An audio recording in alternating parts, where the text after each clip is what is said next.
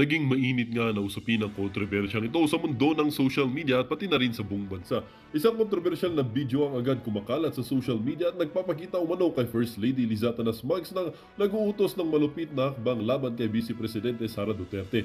Ang video na sinasabing kuha mula sa isang closed-door meeting ay naglalaman ng mga pahayag na tila nagmumungkahay ng diretsang utos na ipatanggal o patahimikin ang Vice Presidente. Ang video ay agad na nag-viral at maraming netizens ang nagulat at nagalit sa matinding nilalaman ng mga pahayag na itinuturing nilang isang seryosong banta laban sa buhay ni VP Inday Sara.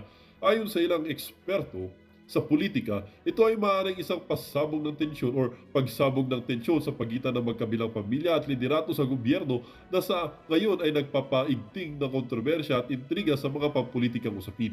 Matapos kumalat ang nasabing video, nagbigay na agad ng reaksyon ang palasyo.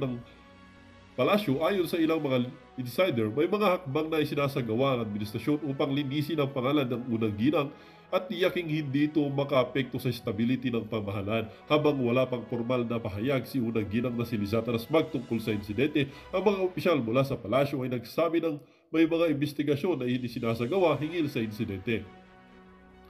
Ang insidente ay nagbigay daan sa mga teorya at spekulasyon na maaring may mga hidwaan na matatagal nang nagaganap sa loob ng pamilya Kuting at Duterte. Kasama din dito ang mga usapin tungkol sa posisyon ni VP Inday Sara at ang kanyang relasyon kay Pangulong Kuting ng Norte Jr. na nagsimula ng magkaroon ng tensyon sa kanilang mga politikal na plataforma. Samantala, isang malawakang rally ang inaasahan sa mga susunod na araw kung saan ang mga taga-suporta ni VP Inday Sara ay magpapakita ng kanilang suporta o pagsuporta at pagkondena sa mga bintang laban sa kanya. Ang pagkakalat ng video ay tiyak na magbibigay ng higit pang pressure sa pamahalaan at inaasahan na magdudulot ito ng malaking protesta laban sa mga aligasyong ito. Habang tumataas ang tensyon sa politika ay pinapahayag ng ilang mambabatas na magsasagawa sila ng investigasyon ukol sa isyong ito at titiyakin na magbibigyan ng hustisya ang anumang banta o aksyon laban kay VP Inday Sara. Ang mga susunod na linggo ay magdadala pa ng mas marami pang katanungan at magiging sentro ng politikal na diskurso sa ating bansa. Well, para nga sa kabuang detalye at impormasyon ay panoorin na lamang ang buong video at kung hindi ka pa nakapag-subscribe sa ating channel ay mag-subscribe ka na para lagi kang maging updated sa ating mga bagong videos na i-upload araw-araw.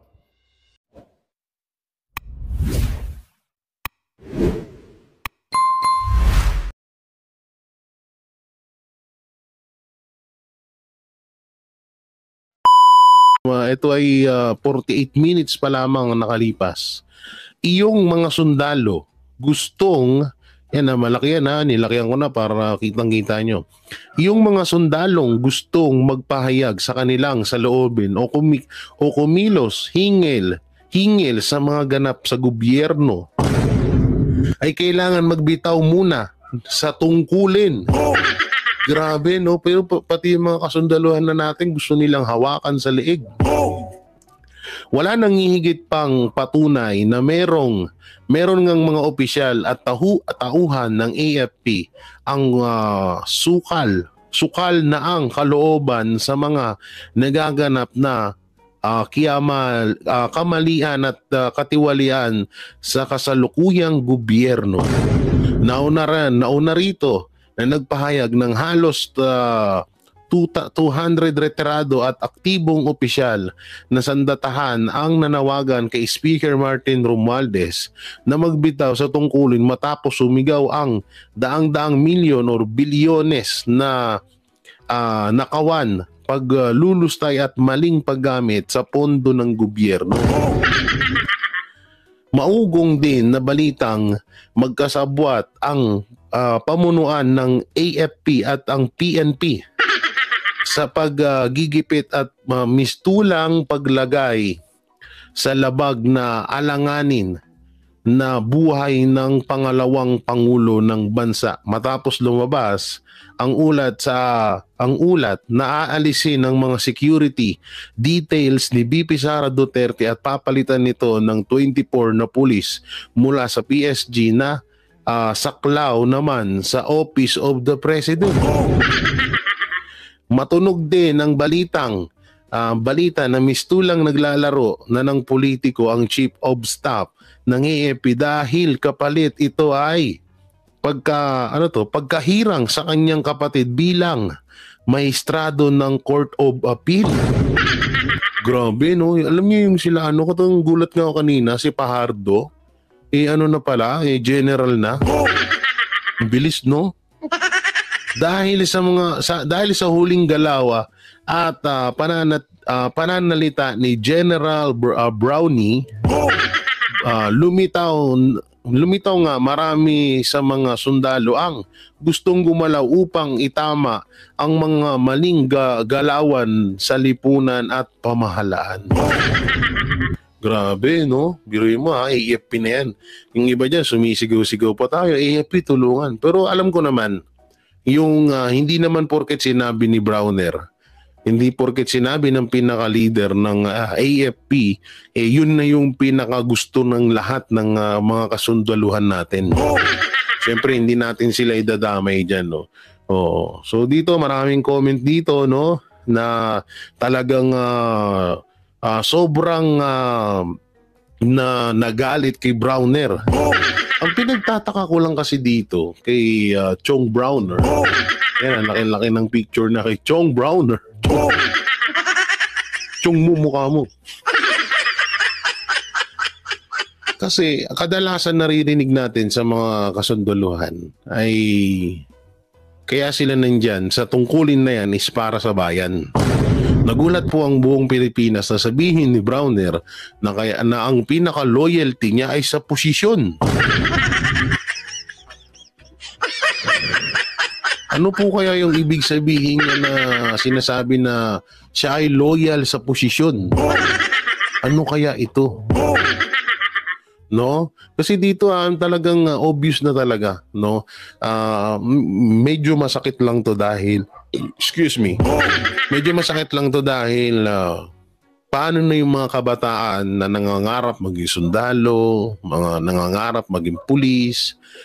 Kahit ako siguro na kabataan, mawawalan ako ng gana kapag ganito yung maririnig at mababasa at may kita mo sa mga namumuno sa AFP at PNP. Dahil speaking of namumuno, katulad niyan, dito muna tayo sa isa sa mga namumuno. Ito nga, no? PNP pinakita ang kumakalat na video online na binabayaran umano ang mga nagtipon sa EDSA Shrine. Tama ba? Shrine ba? Basa dito? Shrine. Pwede rin na stream. Ay, sorry. So ito panoorin natin. Isa to sa mga na-promote ngayon at nagulat tayo. Siya na pala ay General Pahardo. Galing parang kailan lang Okay, play natin. There are some videos na lumalabas po, if I may share again, na yung iba po doon, allegedly, again, let me reiterate, allegedly were transported from their barangays papunta po doon sa lugar. Pinangakuan daw po, nababayaran po sila at pakakainin po. In fact, yung iba po sa kanila ay nagrereklamo dahil allegedly allegedly.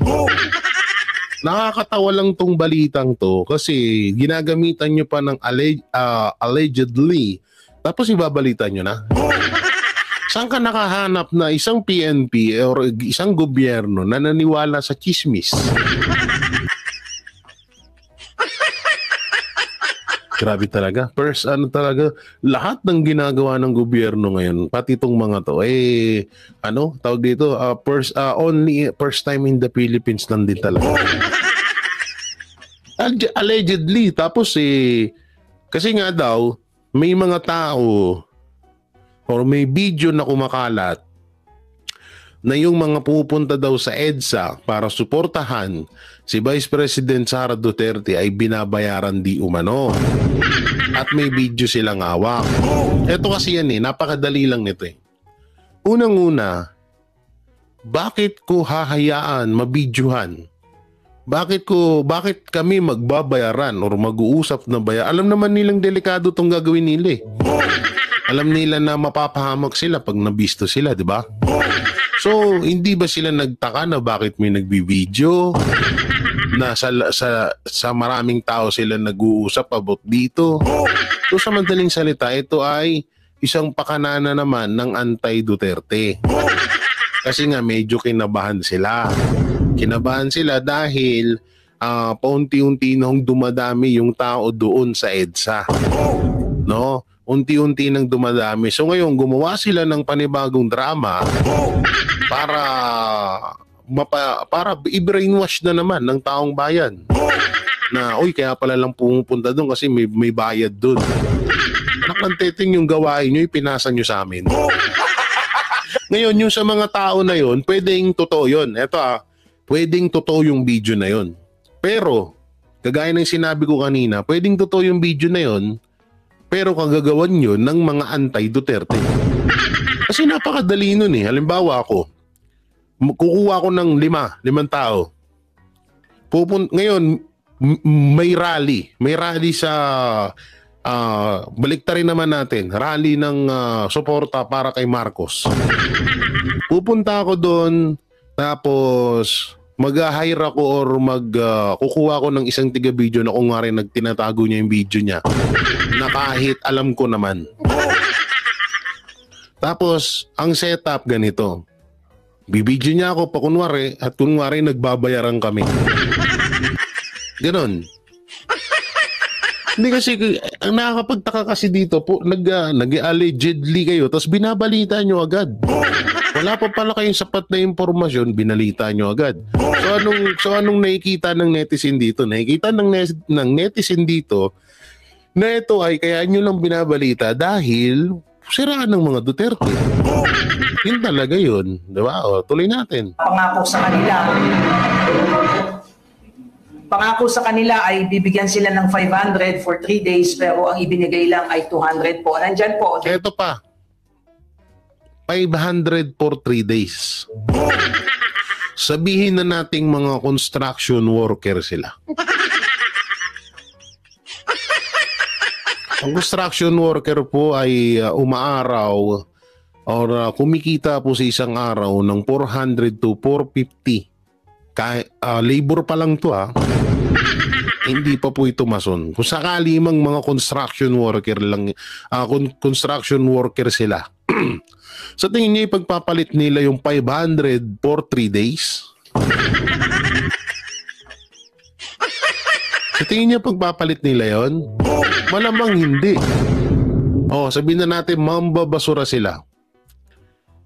Kapag ng basura, pag hindi ba sila ng basura, makukuha nila yung 500 pesos. Bas di hamak na kikita pa sila ng 500 pesos sa isang araw kesa pumunta sila dyan. Magdadrama na nga lang kayo, allegedly. Ginaya ko lang kayo Gagawa na nga lang kayo ng drama, mali-mali pa. Hindi nyo naman ginawang 1.5, hindi nyo ginawang 1,000. Kahit paano medyo wala kayo, medyo mapapaisip pa kami. Pero sinong tangang tao na pupunta sa rally na magpupuyat, magsisigaw sa halagang 500 lang? Kaya nga may mga ngayon Kaya nga may mga nagwawalang mga kababayan natin Pilipino dahil sobrang gutom na sila. Tapos kakagat sila sa 500 pesos. Sinong tangang gagawa nun? It was documented. Hindi ko alam kung sino po yung nagpalabas nito. We just want to share it with you. Ito po yung isang tao na nagsasabi. Bakit yung tinakpan ng muka? Dapat hindi tinatakpan ng muka, di ba? Ito yung nagkukwento na isang tao na hinatak lang sila ng kanilang mga barangay para pumunta doon at mamaya ipapakita din. Hinatak ng mga barangay para pumunta doon. So hindi ba kayo napag-isip na sa dinami-daming anti-Duterte na nasa gobyerno ngayon, hindi nyo naisip na baka ginagawa lang nila to? Hindi kaya ganon? Ang hirap naman sa mga kapulisan natin. Wala naman tayong pag-iimbestiga dyan. Pati kapulisan natin may pagka-chismis. Biro mo, chismis lang to, pinaniwalaan. Yung sa kanila na nanggaling, na allegedly. Parang may mga resibo pa nung mapagbigay sa kanila ng 200 mo.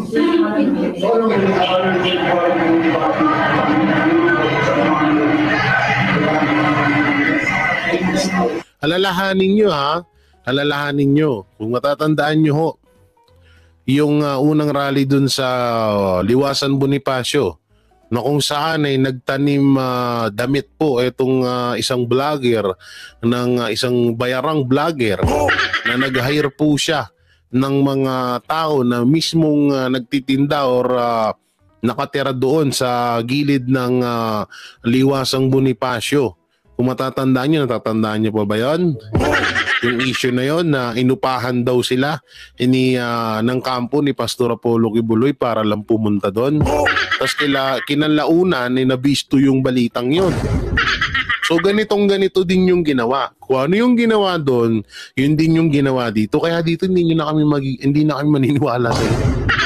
Alam na naman namin na panibagong drama nyo na naman to. Ang tanong lang dito, bakit iisa sila ng strategy? Gago! Diba? Pati isa sila ng strategy. Hindi kaya kayo na lang bahala mag-comment yan. Lupit it. Ay, nako. Saan ka nakita? PNP. Tapos nagpa-interview. Tapos hindi pa pala nila tukoy kung totoo ba o hindi yung nakuha nilang impormasyon na yun. Basta lang sila naniwala, di ba? Nakakatanga, di ba? Samantalang mapunta naman tayo dito, matapos sila pa ang magreklamo, pulis na sinubukang saktan si BP Sara, kinasuhan na. Panoorin po natin. Kahit kasuhan nyo ko ng kasuhan, hindi ko kayo uurungan. Matapos siyang sampahan ng reklamo sa Quezon City Police District patungkol sa tila direct assault raw na ginawa ni Vice President Sara Duterte at ng kanyang VP-SPG security personnel na sila... ito pala yun, yung pulis na yun. Yung nagsarado ata ng ambulansya. Lieutenant Luchica, Vice President Inday Sara, kakasuhan rin ang pulis na tila sinubukan siyang sarhan ng pintuan ng ambulansya. Patay. Mukhang mahaharap na sa patong-patong na kaso ang pulis na si Van Jason Villamor, ang QCPD personnel na sinubukang sarhan o saktan si VP Sara gamit ang pito ng ambulansya. Ayon sa Vice Presidente, hindi raw siya natatakot sa mga kasong isasampa sa kanya ng mga pulis na tila nagsabing sinaktan daw ng Vice Presidente ang ilang kapulisan ng QCPD. Ngunit tila ayon sa Vice, ito ray kabaligtaran ng mga nangyari. Kahapon, inilabas ng Philippine National Police ang tila video raw na sinaktan ni BP Sara at ng kanyang security na si Colonel Lieutenant Luchica, ang Medical Dental Chief na si Lieutenant Colonel Van Jason Villamor, na tila pinakita pa ang nasabing ebidensya na ito raw ang naging basihan para sampahan nila ng direct assault si VP Sara at ang kanyang VP-SPG. Ngunit bukod sa katawa-tawa raw ang nasabing video, mali raw ang akusasyon nila kay VP Sara at sa kanyang security personnel dahil makikita naman raw sa nasabing ebidensya ay nilabas ng PNP na walang direct assault na nangyari, kundi pinipigilan lamang ng Vice Presidente ang pangingialam ng nasabing QCPD official dahil tila pinipigilan nilang dalhin sa St. Luke's Medical Center ang nag-aagaw buhay na Chief of Staff ni VP Sara na si Attorney Zuleika Lopez. Malamang sa malamang ganito yan eh. Ay, daming drama talaga. Pwedeng inautusan to. Ito ano lang naman to. Pagdugtong-dugtongin natin. Pwedeng inutusan to na, oy, ikaw, punyeta ka. Medyo asar-asarin mo si BP Sara. Kasi kilala naman kilala natin ng mga Duterte. Alam naman din natin, sa totoo nga lang kung hindi lang Vice President dyan si BP Sara, yung ginawa niya kay BP Sara na yon, na sinaraduhan niya, binastos niya, baka nasuntok yan. No? Maaring pwede rin na, yun nga, inutusan na asar-asarin mo. At saka hindi ako naniniwala dito sa video to na parang hinaras siya. Siya ngayon ng bastos dun Pasalamat nga yung pulis na yun, wala na kami ni Banat Bay dun. Kahit pulis siya, pakailam ko sa kanya. Laki-laki niyang tao, tanga-tanga siya. Laki-laki ni BP Sara, hindi niya nakita na nandun sa ilalim ng ambulansya. Tapos sila pa yung may ganong magreklamo. Ang galing talaga, no? Sa panahon ngayon, kung sino yung nang-aapi, siya pa yung may ganang magreklamo. Parang bata, no? Sinuntok siya, nang-asar siya, nung siya yung sinuntok, siya pa yung nagreklamo. Siya pa yung nagsumbong sa nanay niya. Ayon sa Vice Presidente, 3 kaso ang ihahain niya sa mga pulis na ito. Kabilang na ang kasong robbery, kung saan sinubukang nakawin di umano ang cellphones ni Attorney Zaleca at ng kanyang staff. Ikalawa, ang kasong disobedience. Ito'y marahil patungkol sa tila hindi pagsunod. Tingnan niyo yan, yung pagsarado nung ganon. Bastos ng Philippine National Police Quezon City, dadalhin agad sa St. Luke's Medical Center ang Chief of Staff ng Vice President at imbis doon ito dalhin, dinala sa Veterans Medical Center. Ikatlo, ang kaso ng kidnapping dahil bukod sa mga pangyayaring ito, tila plano raw ng ilang mga pulis na dalhin sa Women's Correctional ang Chief of Staff ni VP Sara na si Attorney Zaleca alinsunod sa naging order ng Committee on Good Governance na ilipat ito ayon mismo sa pag-uutos raw ng ilang mga matataas na opisyales na tad ka ngayon ng kaso. gobyerno. Panoorin ang full video kung saan diretsong sinabi ni Vice President Sara Duterte na patong-patong na kaso ang kakaharapin ng mga pulis na sinubukang nakawan, kidnapin at tila hindi sundin ang utos para sa kanyang Chief of Staff na si Attorney Zaleca Lopez na nag-agaw buhay matapos ikulong ng Kongreso. Ilan sa mga netizen, binalikan ang pinaka-viral video ng gabing iyon kung saan kitang-kita na sa kabila ng pagiging emergency ng sitwasyon ni Attorney Zaleca, sinubukan pang harangin ng isang police van ang ambulansyang sakay ang nag-aagaw na buhay ng Chief of Staff ni VP Sara. Isa pang video kung saan sinubukang ipitin ng pinto ni Medical Dental Chief Lieutenant Colonel Van Jason Villamor. Pangalan? Chief Lieutenant, wait lang hanapin natin yan maganda yan Chief Lieutenant Jason Villamor. Chip pala ito chip mo mukha mo. Siya pala yun. Okay, nakita ko na siya. Ang Vice President na si Sara Duterte muling pinutakti at nag-viral sa social media. Ito raw dapat ang makulong at kasuhan. Tama. Narito't panoorin ang full video. Dr. and Police Lieutenant Colonel. Ang galing ni General Pajardo Hoy, palakpakan natin. Congratulations kay General Pajardo Ang bilis ng promotion Ivan Villamor trying to assist for the patient at itinulak po siya. Sino po yun? Si Colonel Lanchito po. This is the head. Yes po, siya po yung head po ng GDSPG po. Sino po tumatay yung complainant dito? Ang complainant po natin Ito si Boy Sara. Dr. Villamor. Siya po yung, ano pong ginawa sa inyo? Ano pong ginawa sa inyo? Tana, mukha pa lang Talagang di mapagkatiwalaan. As to the legalities and specifics of the case, we will just refer it to our lawyers so that they can make a statement as relative to this case. Yes, go. Sir, kumusta po kayo? Kumusta kayo? Okay lang kasi siya naman si BP Sara naman muntik masaktan, hindi naman siya. Akala ko sasabihin niya rito may trauma siya. Pulis mong tao, ikaw pa nagka-trauma. Gago! Okay naman to. Paano mo ba yung nangyari? Madali. Ako nang pakinggan yan. Alam ko naman na ano yan na si Wail na pulis, no? Huwag na natin na pakinggan yan. Dito muna tayo sa isa. Grabe, nagtulong-tulong na talaga sila. Dito naman tayo sa kay Browner, aka Brownies. Pwede niya rin siyang tawagi Brownie o kaya Brownies. Matapos tanggalan ng security kay BP Sara, mga sundalo na nasa likod na ni BP Sara Browner iiwan na. Tatapusan nyo na dahil unti-unti nang nawawalan ng tiwala, hindi lamang ang taong bayan, kundi ang mas maraming kasundaluhan.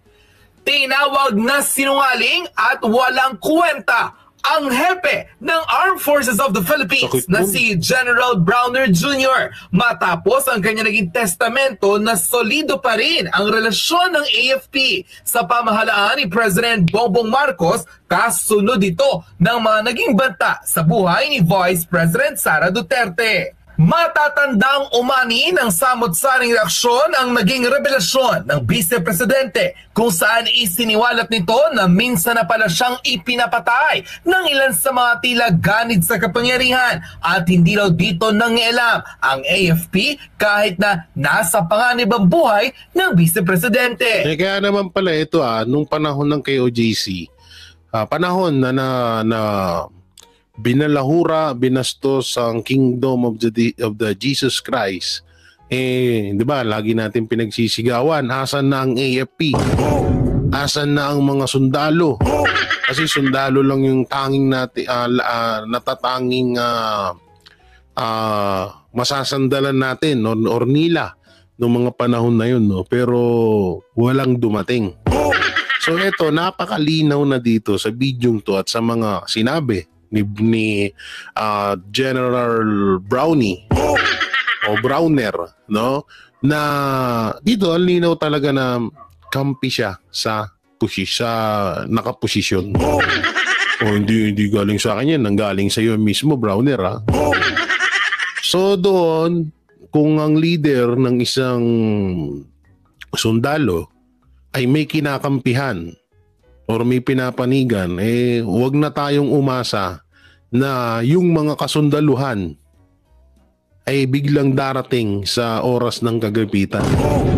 Dahil una pa lang yung kanilang leader, kung may kinakampihan na at nagpapadala sa kapangyarihan or sa kagustuhan ng presidente, na kahit alam naman nilang delikado na ang buhay ng vice presidente, dito napakaliwanag na talagang hawak na ang PNP at ang AFP ay iisa na ho ngayong utusan ng gobyerno. Hindi na ho kasi ang PNP at ang AFP is una, sa atin dapat yan nakadepende.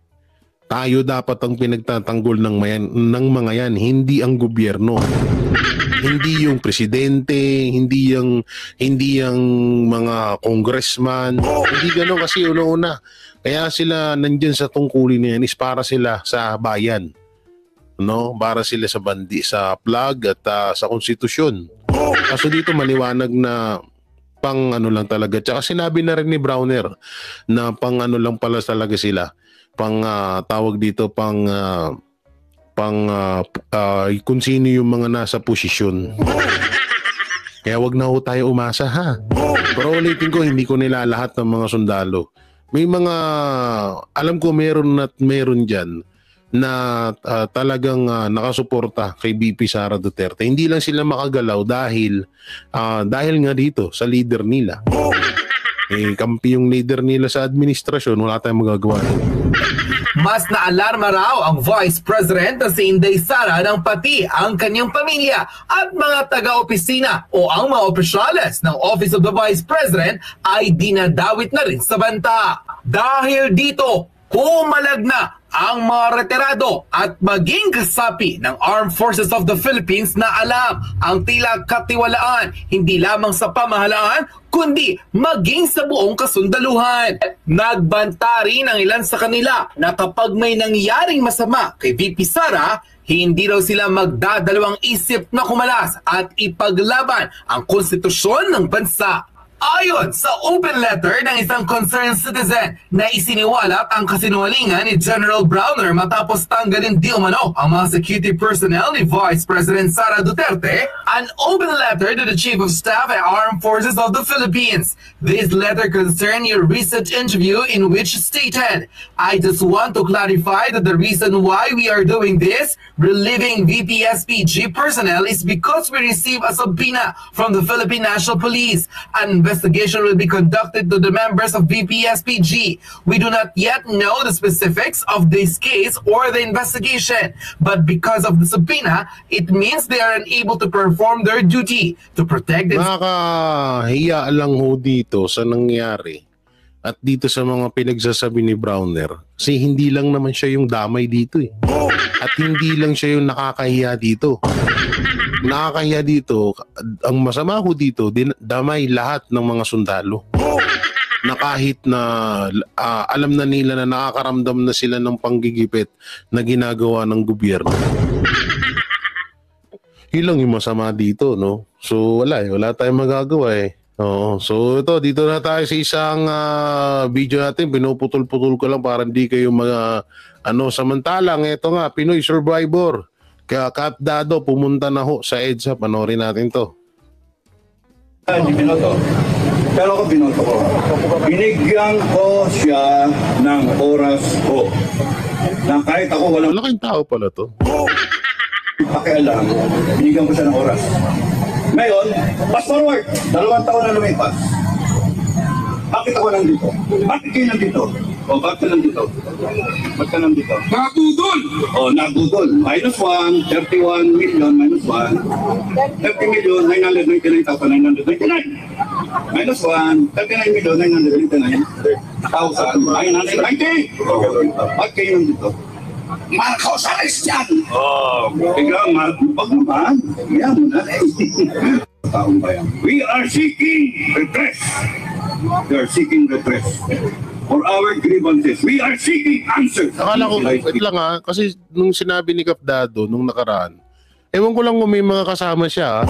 Kasi nung nakaraan sabi niya sa vlog niya, ibababa sila na nasa 200,000 ba yung sinabi niya o 200 katao. Ewan ko lang kung sino mga kasama ni Cap Dado. Pero thank you kasi sumuporta. Sumuporta na si Cap Dado. Kasi matagal na rin itong nag-iingay or naghihikayat si Cap Dado sa mga kapwa natin Pilipino na talagang magkaisa na at pabagsakin si Marcos. So buti ngayon pumunta na siya. We are seeking answers for whatever na kayo nararamdaman ninyo. Mataas ang bilihin. Yung bigas na pangako. Saan gawa ka ng pangako bilang may babae? Nagawa ba? Hindi. So, nandito tayo para gusto natin bigyan tayo ng pansin. Binibigyan natin siya ng pagkakataon. BBM, kung nagiginig mo ako, binibigyan namin kayo ng pagkakataon sagutin ang hinanaing ng taong bayan. Number 1, you take a hair follicle drug test. Pero alam namin, di mo papansinin. Bakit? Kasi alam mo, positive ka. Diba? Kasi alam mo, positive ka. Ang galing ni Cap Dado ba? You take a hair follicle drug test. That's the grievance number 1. Yun ang gusto namin resulta. Number 2, ano ang ginawa ninyo sa pera ng taong bayan? Number 1, yung binitang nito. Saan ang puti pera? We want explanation.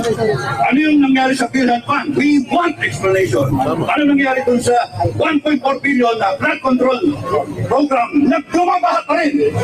Tapos dun wala namang walang bakal. Yung simento. Tapos hinahanap yung barko na tumama to sa flood control project na yan. Hinayupak na yan. Tapos nun, ano nangyari dun sa PhilHealth, 89 billion? Ano nangyari? Hindi natin alam, yun, no?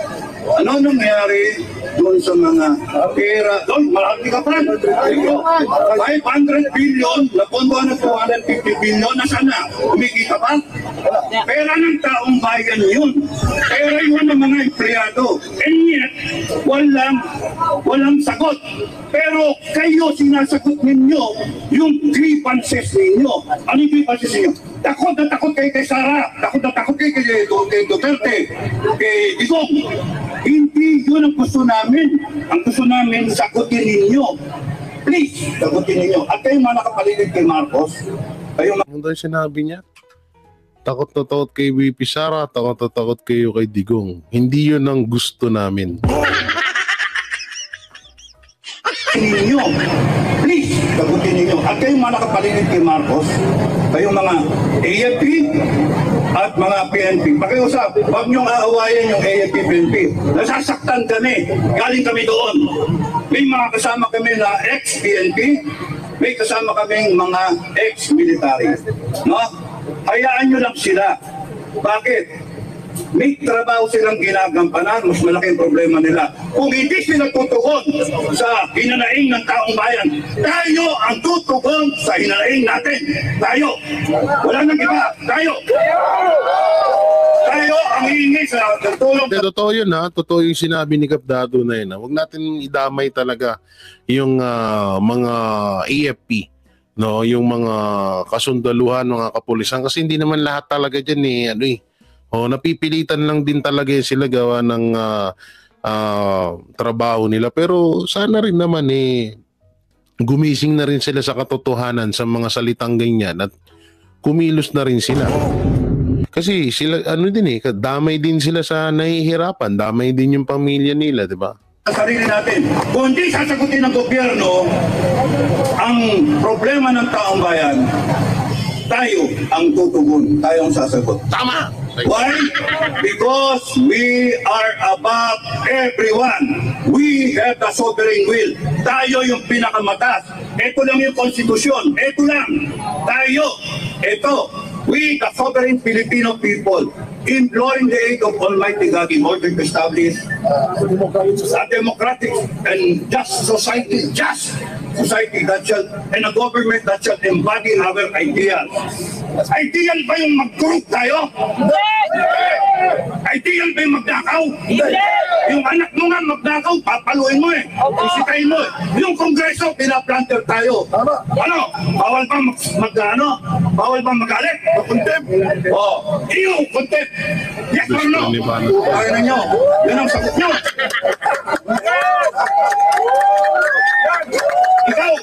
Ikaw, kilala mo kung sino ka, convicted ka, nagko-contempt ka ng tao.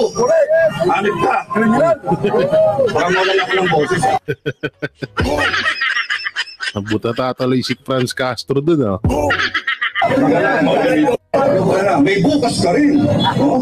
Kaya nga, hindi dapat na inaapi. And now, what you're trying to do, after the people. So yun, hindi na natin masyadong tapusin. Doon na tayo sa mismong main topic natin. Kasi salamat kay Kap Dado. At sana yung iba pang mga ex-military dyan, ex-PNP, Chief General, Colonel, ano pa bang mga rangko dyan, makiisan na ho kayo sa pagtipon-tipon dyan sa EDSA. At nandyan din. Salamat din po pala sa mga kababayan natin na nandyan. So ito, mapunta na tayo dito sa kung saan kumakalat na impormasyon, Ips. Nadi yung manuay si Lisa Araneta Marcos nga daw ang tunay na magpapapatay kay BP Sara Duterte.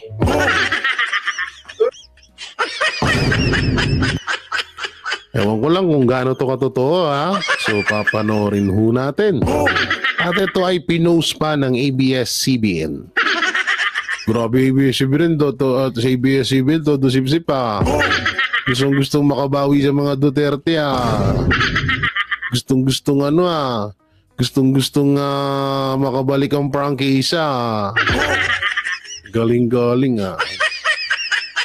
So ito na nga, misleading.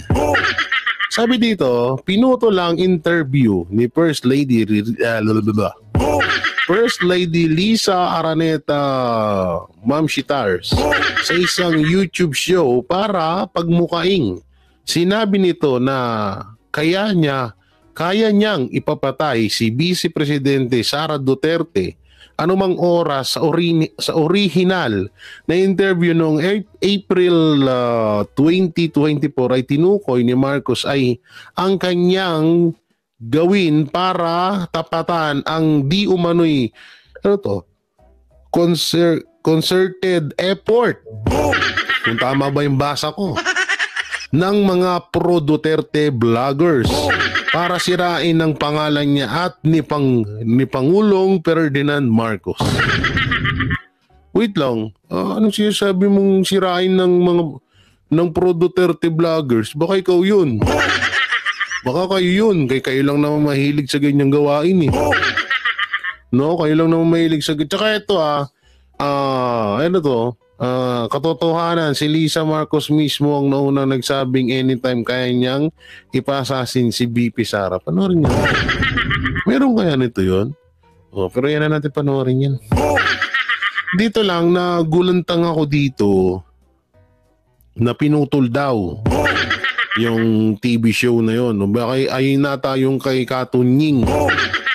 At ang inaano ko dito, ba't nadamay ang mga pro-vloggers? Hindi kami naninira kung ano man yung kasiraan na nakikita nyo sa sarili nyo, gagawan nyo yun. Tsaka at least goods ako doon sa sinabi ni BP Sara na kung sakaling ipapapatay siya, may papatay kay Marcos, kay Lisa, kay Romualdez. No, goods ako doon. Hindi ako goods na mamamatay yung tatlo. Hindi ako goods doon. Siyempre, buhay pa rin yan eh.